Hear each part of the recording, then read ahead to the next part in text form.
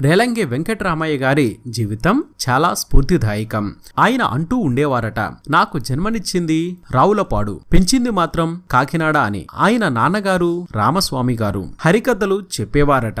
అయితే వీరి కులవృత్తి మాత్రం సారాయి వ్యాపారం. కానీ రేలంగి గారి నాన్నగారు మాత్రం కాస్త చదువుకొని సంగీతం పద్యాలు నేర్చుకుని కులవృత్తిని చేయలేదట. అలా రేలంగి గారి కూడా కులవృత్తికి దూరమయ్యారు. అయితే వెంకటరామయ్య గారి చిన్న వయసులోనే ఆయన తల్లి చనిపోయిందట.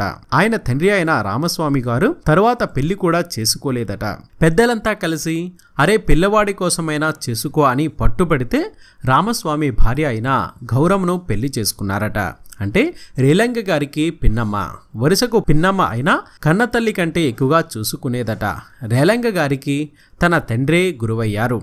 ఆయన దగ్గర సంగీత పాఠాలు నేర్చుకోవడానికి కొంతమంది ఇంటి వద్దకు వచ్చేవారు. అలా ఒక